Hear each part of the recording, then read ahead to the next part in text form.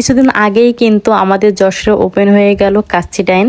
তো সেদিন রাফসানকে ডাক্তারের কাছে নিয়ে আসছিলাম। তো ওর আব্বু বললো যে চলো আমরা কাচ্চি ডাইন থেকে একটু ঘুরে আসি। তো এই যে আমরা আসছিলাম এবং সাথে আমার বড় দুলা ভাইও ছিল, দেখতে পাচ্ছেন সামনে আমার বড় দুলা ভাই যে।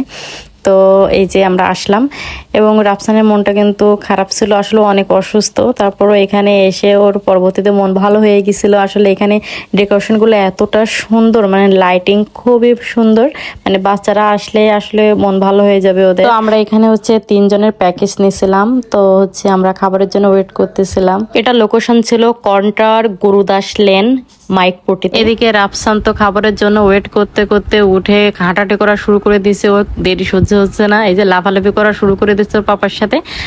আর এখানে আসলে আমার বাবু কিন্তু একদমই বোর হয়নি, মানে এখানে এইসব লাইটিং টাইটিং দেখে ও ভীষণ আনন্দ পাচ্ছিল এবং সাথে আমরাও, কারণ সে খুবই অসুস্থ ছিল। এই যে ঘুরতে ঘুরতে আমাদের খাবারও কিন্তু চলে আসছে। তো একে একে আমাদের খাবারগুলো দিয়ে গেল এদের। আসলে আমরা হচ্ছে এই যে 3 জনের প্যাকেজ অর্ডার করছিলাম। তো এখানে হচ্ছে কাজ ছিল এই যে বাসমতি চালের, দেখতে পাচ্ছেন খাবারের মান খুবই ভালো ছিল।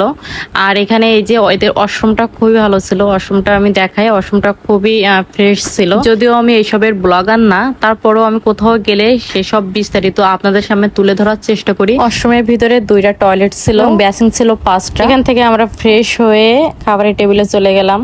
তো এখানে হচ্ছে রাফসান কিন্তু ভালোই কিন্তু মানে বাসমতি চালের ভাতটা খাচ্ছিল, দেখে খুবই ভালো লাগছিল। প্রত্যেকটা জিনিসই টেস্ট করছিল, ভালোই খাইছিল।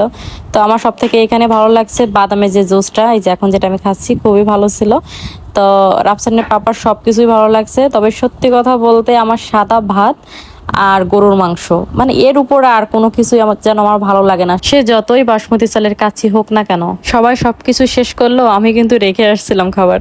তো এখানে হচ্ছে আমাদের এই যে বিলটা দিয়ে গেল। তো আমাদের বিল হয়েছিল মোট 1550 টাকা 3 জনের প্যাকেজ। ধন্যবাদ সবাইকে।